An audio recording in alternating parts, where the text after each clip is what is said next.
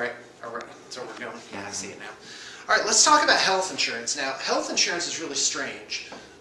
Let's just assume for a moment that insurance were outlawed entirely. Car insurance, life insurance, health insurance. There's insurance, fire insurance, mortgage insurance. There's insurance for everything. And personally, I like insurance as long as it's voluntary. I think it's a product that you purchase, and as long as it's administered honestly, and that's where contracts and law come in, then that's all fine. But Gatelynomics is about personal experience, so I'm going to tell you just a few of mine, and we're going to try and sort through this. Health insurance is a common topic, but I do want to attack this from the angle of, well, let's not talk about insurance, let's just talk about costs. You know, just to walk into the hospital and say, hello, I'd like to purchase these services, how would that work? Because let's say you made $2 million a year. It means you could live comfortably, plus you could have a brain tumor every year taken care of, and that would just be that. So at the one end of the spectrum, you have a thing where no matter how complicated the thing to be done to you is, or no matter how expensive the process is, well, what if you just had enough money just to pay for that outright? And then at the other end of the spectrum, you have a misery where, what if there's no insurance, no government help? And by the way, every time you get a check from the government, you get help, that was taken away from someone else. And by the way, it's important to understand, it wasn't taken away from some rich person who apparently wasn't deserving, or supposedly wasn't deserving. It was taken away from the defenseless commoners. Ultimately, they paid for it through paying more for their toilet paper. So anyway, on the other end, you have, well, someone that dies of a basic complication because they have absolutely no way to take care of themselves. And then I think, well, are there other ways around that? So anyway, all right, flashback to Sean, age 23. I'm in South America, and I'm a missionary, and I walked probably over 2,000 miles. And a lot of that was in pretty tight shoes. And it gave me really bad ingrown toenails. And it was a misery. It was painful. They were infected. And so the mission sent me to a local hospital where they took care of it, but it didn't stick. And so when I got back to the States, I had this horrible ingrown toenail. Pretty just, yes, surprise, that's what you get to hear about. So I went to the hospital on the hill, this big old massive hospital-y structure, and I said, well, how much to get this taken care of? And mind you, this was in the very early 90s. And so they said, if I remember right, oh, and by the way, in all these videos I'm giving you the best information I have in my head. But if you went back and fact-checked everything, you'd see that maybe some of my numbers were off just from bad recollection. So it was $1,200. They wanted me to book a surgical room and a surgeon, and they were going to do local anesthetic on it and the whole thing, right? And that was $1,200. Well, we didn't have that on hand because we were lower class and just living paycheck to paycheck. And so I was like, oh boy. So we went to a regular hospital, we went to a clinic, and the guy gave me, the guy said, well, maybe you broke your toe, right? I'm like, really? What? So he took an x-ray, and he also gave me like antibiotics, and so he was really busy. This guy was obviously overworked, and that was, if I recall correctly, we're going to say $109. In fact, let's get these right. So it was $109 for the clinic. So, and this was for the big hospital. And so they didn't really help me. At the time I was living at home, and so my mom did some research through her various channels, and she found out there's a podiatrist in town who took care of elderly people. So I go to his little office. It was in it was sort of in an office complex, like on the 6th floor downtown. And so we go up there. There's a bunch of elderly people waiting to have their work done, and so when he sees me, it was just on the spot, so I filled out my personal information or whatever, and so he takes me into the room, and it was all very, very clean, And I noticed on the walls he had certificates as being a surgeon in the Korean War. And so it's a really old guy. And basically he sat me down, he cut a notch in my toe, he took out something that looked like a chisel, and without any warning he rammed it right up into the matrix. And then he took a pair of like needle-nose pliers and he ripped off the rotten part, right? And there's blood going on the floor, right? And I'm like, so how long do I need to wait before I can get back on my feet? He goes, oh, you can go to work today. And so he poured a bunch of iodine on it, he wrapped it up, and he sopped up the blood with some paper towels, and I was back on my feet, and that problem never came back. I never had at least similar problems with that same foot again. Cash payment, $35 is what we paid for that. If I could go and do it over again, I would go to the exact same guy because he just took care of it. There was virtually no waiting, and and it was the worst pain, the worst single pain I've ever had in my life, but it was over in 10 seconds. And so there's that. But at least I had the option of what I wanted to do. Now let's flash forward to 2 months ago. I'm age 42. And my wife is starting to get sick and a little nauseous. She's getting pain in her sides. And we call a doctor that we know, our doctor, and he says, after talking to her, he's like, well, you probably have kidney stone. And so she goes to see him the next morning because she's really in a high degree of discomfort, which I don't like. And so he goes to, and he's like, well, we can do a couple things. We can do a treatment where we just put you on pills, basically, to kind of try and flush it out, right? Or you can go have an ultrasound to see, maybe if there's something more, there's something we can do. And so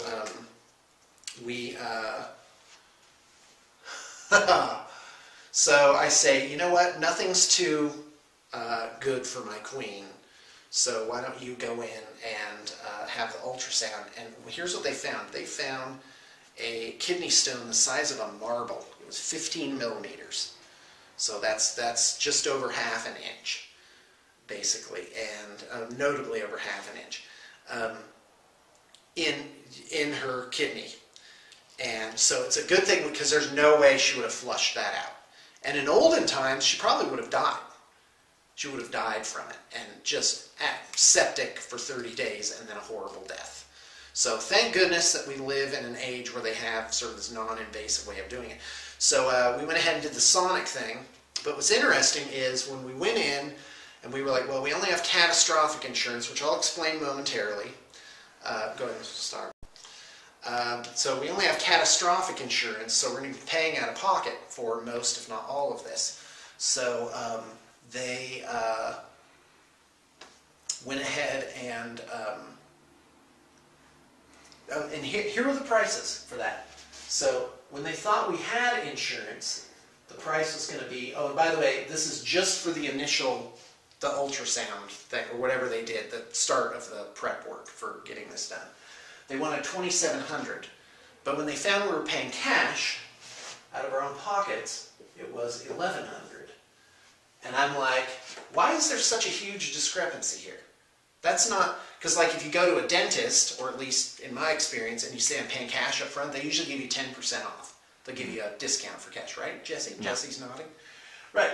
So cash is always better because then they don't have the associated, like, to collect from you or to file with insurance. It's not a lot of work. So it is more efficient to just work in cash up front. Go ahead. But isn't homes cheaper too? I mean, when you do a mortgage on a home, instead of paying out for cash, you're actually paying twice as much as the home originally cost. Usually you pay about twice as much if you get a loan, which is horrible. Mm-hmm. Which means by the time I pay off my house, I will have effectively built a house for myself and then built a house for some chairman of the board in the banking industry. Back to how I deal with that mentally is the turn the other cheek thing.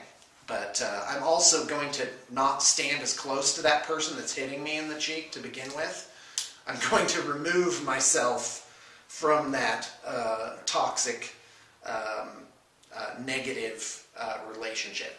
So anyway, so yeah, there's that. So there could be other things. Maybe I'm an in-grit. Maybe the hospital, you know, charges a little bit more on this end, and then for people that are in dire straits, they charge a little bit less, which is a nice charitable action. But what I'm suggesting is insurance, because you make a big pile of money and you kind of force people to go that way, it jacks up the prices effectively.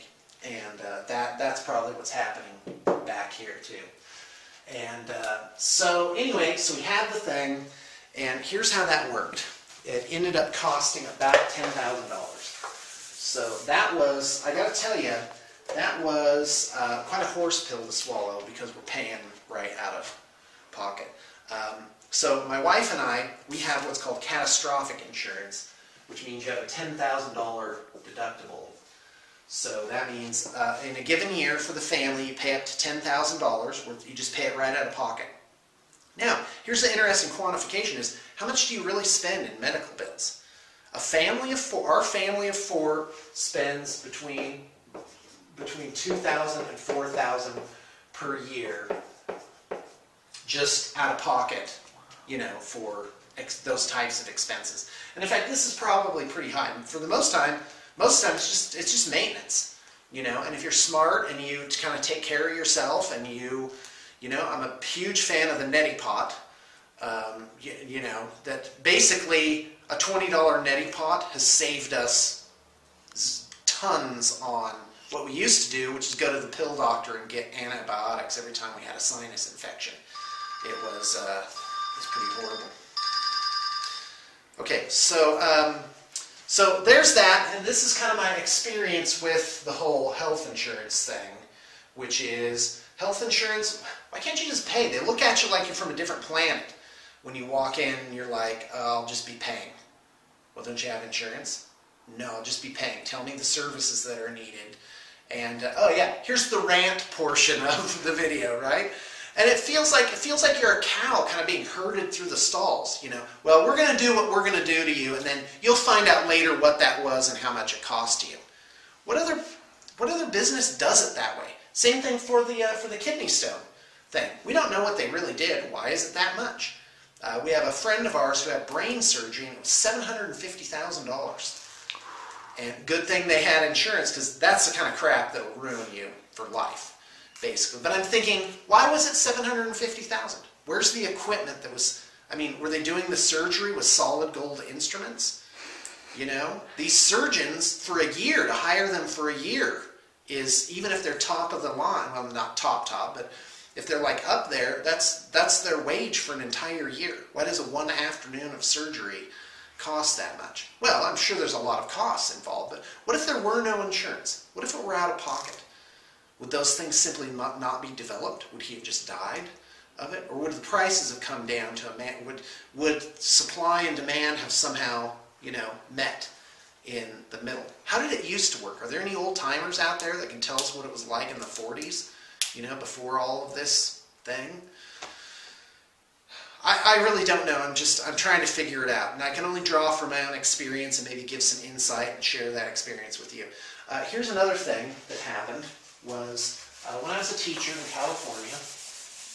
By the way, that's really unusual because I was a teacher in the San Francisco Bay Area, so I worked in the public schools. I mean, you couldn't have gotten more left.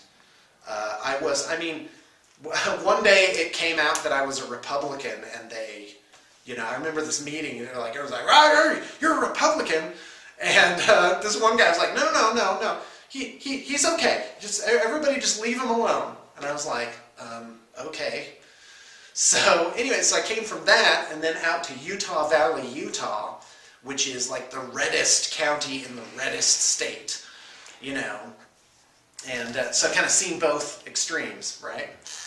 But really, for me, it's not. And a lot of you have probably seen this. That there's left and then there's right, but there's also a more important axis here, which is statist, which is total control of the state over human life, and then down here you have a libertarian or individualist, and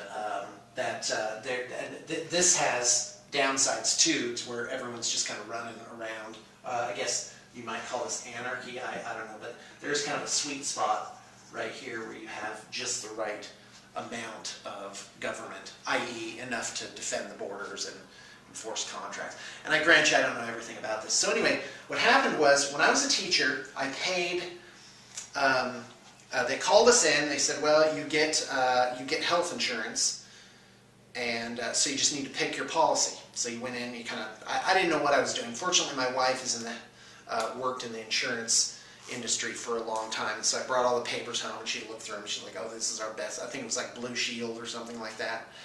And so we had great insurance, and here's how it worked, is it was about $850 a month, and what happened was the district would pick up half, so the district, these are approximations, the district picked up $425, and then we picked up, so we're paying $425 a month for the insurance on my wife and my 2 little kids. And we had the good kind. Like, we just went in, we paid hardly anything. And so we always had our checkups, and I always had my, I just made my dental appointments, and they just billed it because they got your insurance number and stuff like that. And quite frankly, I didn't really give it much thought. I never even looked at the bills, which is kind of weird, don't you think? Like that whole thing where you try and get the best price, whoosh, out the window. The people at the doctor's office trying to make the best price for them, make some kind of deal, make sure it's all efficient. No, why would they do that? Out the window, as long as the state's paying for it. Because that's what happened, is public funds paid this $850, no, public funds paid the $425. So, thank you. So I've been on the receiving end of those public funds. But what happened is when I quit teaching and I became an entrepreneur, guess what? Did I stop having health insurance?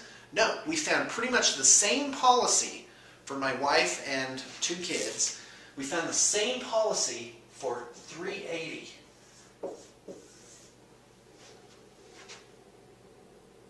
Could I just soak that in? Why was it $850? Why wasn't it this? Go ahead. Where did you find that policy? Like, where would you look around to find all that out? Well, you can't get it now, as I'm about to explain. But I'm not sure who it was. I think my wife just went out and found a company that had a comparable thing. What would be the steps to find something cheaper? What? What would be the steps to find something cheaper? Like you got your ingrown toenail for way cheap than, $1,200.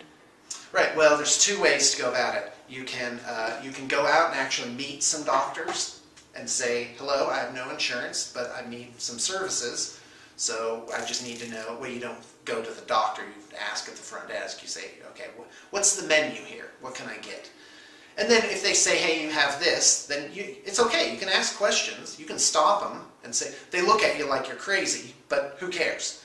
You say, I'm paying for this out of pocket. Actually, once you explain that, I found people are very understanding of that. And they're like, oh, okay, well, it's this, and they have specials for that. But my point is, I found out I was being jagged the whole time. I could have dropped this entirely. I could have said, I'm refusing health insurance from the district. And I could have been $45 a head per month for 4 years. Which, let's do the math on that really quick. Hold on, that's about $600 a year. So it's between $2,000 and $2,500, basically. That would have been in my pocket if I just said, okay, no thank. If I'd asked questions, that's my point. Ask questions about what's going on. Don't just accept it as it goes. And there's a temptation when I think, we have, oh boy, and please, let's not get off on this tangent.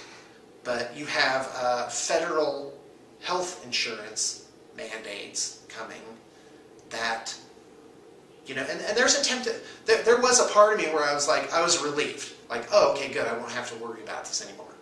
No. Because if it's a mandate, all that happened is they made the government doesn't pay for it. They just make employers pay for you.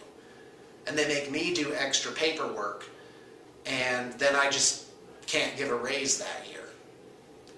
And it's just not good. It's better to look out for yourself. It's more intelligent. Mm-hmm. So this is when I went, aha! The system wasn't looking out for me. The system didn't help me. It was actually there to benefit itself. But it might also be argued, let me give kind of the other side to this. I'll move over to this. I'll move to the left side. But my thing is, well, maybe in the district, when they averaged all the people and all the pensioners and everybody, that's how much it took to do that. But the fact is, even that didn't make the money like appear. It was just reallocated from different sources. It's that whole thing where one class of people pays for another class of people. Well, that's great as long as it's voluntary charity that is done for, you know, out of the goodness of people's hearts. Oh, well, people aren't good in their hearts. Well, guess what? If they're not good in their hearts, then nothing's going to work. So anyway, yeah, so there's that. Okay, but let's talk about healthcare. So what happened is, this policy that we had that started at $380, it started going up, which is, it's, in fact, if we were carrying the same policy now, it would be about $700 per month. And I'm thinking, well, why is it $700 per month? Well, that's how much the currency, there's been currency devaluation, so there's inflation. And there could also be a thing where once you consolidate it, where only this giant hospital is doing anything for the big bucks, and all the competition is driven out of business, like that little podiatrist, I wonder if he's still around, and all those people are driven out of business, and now everyone is forced by the state to carry health insurance. Who does that really benefit? And quite frankly, I'm not sure. I could very well, if I knew all the facts, I could be just completely wrong. I'm only seeing it kind of from my, well, where was it? So anyway, what my wife and I have right now is what's called a catastrophic policy. So we pay about the $380 still, but the policy's gotten worse, where the deductible is now, like I said, it's $10,000. So this year, that was actually good for us because we went over with the kidney stone thing. We spent about $14,000 in stuff, but now I have this giant bill to contend with, and they want to pay it off in 90 days. So it's almost insurmountable. And it makes me a little upset for the people that work here, because if you're low income, you can't take a punch to the gut like that. But there is a magic point where as you go up that income bracket, you fall off of the government programs that could help you with catastrophes like that. So there's this, like you've heard of the sweet spot? Well, there's the opposite. There's kind of a sucky spot where you're not earning enough money to handle catastrophes, but the government's not interested in helping you because you're not poor anymore. And so that's kind of like the middle class is just getting ripped in two. And I have a problem with that. I'm trying to rack my brain of how to solve that inside my own company. One thing is, I think once we get to about 100 employees, I'll be able to leverage deals with local doctors, or maybe even hire an in-house doctor, which has problems like, well, do we have to pay his malpractice insurance now? Never mind how malpractice insurance affects it. I've heard that up to 40% of the bill that you pay at the hospital is malpractice insurance. Can anybody verify that? Do I have my numbers off? I don't know. I'm just pulling that out of the air. Yeah? Oh, you got to go? All right. Well, that's it for health insurance today. But I want to warn everybody: do not go off about this administration or that administration, because that's not what we're talking about here. We're not. I don't want anybody to blast Obama. I don't want any sort of bad mouthing. If you have a problem, go to the root of the problem. What is the philosophy that's being followed that you think is wrong? And why is that? Because these problems didn't crop up in 2008. They've been around for 30 to 100 years, if not longer. And so, you know, how can we think about things, and how can individuals solve these issues? And I guess my postscript there is, if you quit your job and start your own business, it's not impossible to get health insurance. You can still buy it. You can still purchase it. And what you do, you just calculate that into your pricing. You say, in order for, you know, these medical bills to be paid. And that's a weird thing is, I've started an idea where, I know you got to go, just hold on. Now I'm going to make you late for your other job. We'll talk about that later. All right, thanks a lot. Thanks for tuning in, folks. I hope you turned it on.